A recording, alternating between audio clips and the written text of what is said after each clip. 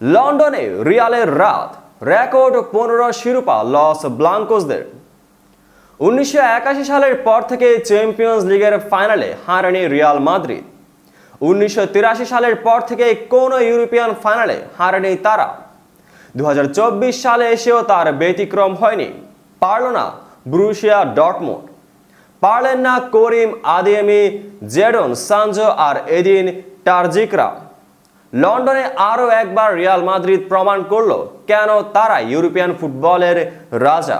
তো বন্ধুরা, সম্পূর্ণ বিষয়টি নিয়ে বিস্তারিত থাকছে প্রতিবেদনের বাকি অংশে।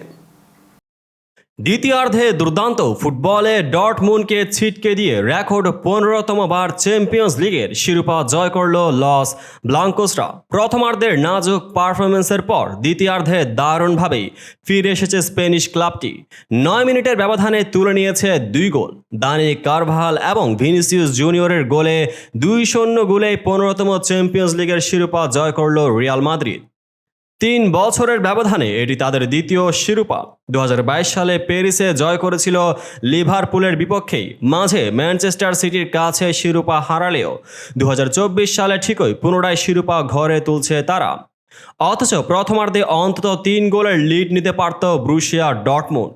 গোল মিসের মহড়ায় নিজেদের কপাল পুড়িয়েছে নিজেরাই। ম্যাচ শেষে নিশ্চিতভাবেই সেই আক্ষেপটাই বড় হয়ে থাকবে করিম আদিয়েমি, হুলিয়ান ব্রান্ডদের। ফাইনালের শুরু থেকেই দুই দল খেলেছে সাবধানী ফুটবল। অতিমাত্রায় আক্রমণাত্মক ফুটবল দেখা যায়নি কারো দিক থেকেই, যদিও নিজেদের বিখ্যাত ইয়েলো ওয়ালের সামনে বলেই কিনা ডর্টমুন্ডকে খানিকটা উজ্জীবিত দেখা গেল শুরুতেই। বল দখলের লড়াই অবশ্য রিয়াল মাদ্রিদই আধিপত্য দেখিয়েছে। প্রথমার্ধে 63% বল দখলে রেখেছিল আনচেলত্তির শিষ্যরা। প্রথমার্ধে 13 মিনিটে দুর্দান্ত এক সুযোগ মিস করেন ডর্টমুন্ডের হুলিয়ান ব্রান্ড।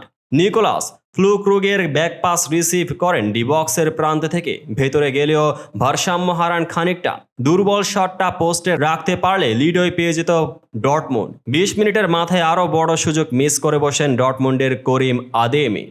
গোলরক্ষক থিবো কর্তুয়াকে একা পেয়েও বল পোস্টে রাখতে পারেননি। মিনিট 3 পরে ফ্লুক্রুগের পা ছোঁয়া শট ফিরে আসে গোলবার থেকে, যদিও সেটা গোল হলে অফসাইডের ফাঁদে পড়তো কিনা সেটাও বড় প্রশ্ন। রিয়াল যে একেবারে সুযোগ পায়নি তা না, তবে ফেডে ভালভার্দে এবং ভিনিসিয়াস জুনিয়র দুজনেই সুযোগ পেয়ে বল পোস্টে রাখতে পারেননি, সেটা অবশ্য 20 মিনিটের আগেই। শেষ দিকে খানিকটা শারীরিক শক্তি দেখিয়েছে দুই দল। রিয়ালের ভিনিসিয়াস আর ডর্টমুন্ডের স্লটার ব্যাক দেখেছেন হলুদ কার্ড। 40 মিনিট আবারও ডর্টমুন্ড কাঁপন ধরায় রিয়ালের লক্ষ্যণে। মার্সেল সাবটিজারে মাটি কামড়ানো সেই দূরপাল্লার শট অবশ্য ফিরিয়ে দেন কর্তুয়া। ম্যাচের 46 মিনিটেই ভিনিসিয়াসকে ডিবক্সের বাইরে ফাউল করেন মার্স হুমেলস। ফ্রি কিক নেন রিয়ালের হয়ে শেষ ম্যাচ খেলতে নামা টনি ক্রুস। টপ কর্নারে তার নেওয়া দুর্দান্ত ফ্রি কিক দক্ষতার সাথেই ফিরিয়ে দেন ডর্টমুন্ড গোলরক্ষক কোবেল। এরপরে কর্নার থেকে দারুণ হেড করেন দানি কারভাহাল, তবে তা চলে যায় গোলবারের উপর দিয়ে। শেষ পর্যন্ত কারভাহালে লিড এনে দিলেন ফাইনালের বড় মঞ্চে। 73 মিনিটে কর্নার থেকে পাওয়া বলে দারুণ এক হেডে বল জালে জড়ান কারভাহাল। ফাইনালের 17 মিনিট বাকি থাকতে লিড পায় রিয়াল মাদ্রিদ। নিজেদের নাজুক অবস্থা থেকে বারবার ফিরে আসার অবিশ্বাস্য মানসিকতায় যেন আবার প্রমাণ করেছেন স্প্যানিশ রাইট ব্যাক। ম্যাচের 71 মিনিটে শেষবারের মতো ব্রুসিয়া ডর্টমুন্ডের জার্সিতে মাঠে নামেন মার্কো রয়েস।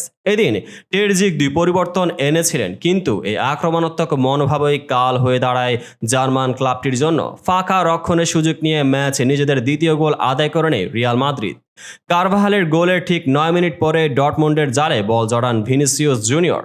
ফর্মের তুঙ্গে থাকায় ব্রাজিলিয়ান ফাঁকায় পেয়ে যান বল। আলতো এক শটে কোবেলকে পরাস্ত করেন তিনি। বেলিংহামের অসাধারণ পাস থেকে গোল করতে কোনো ভুলই করেননি তিনি।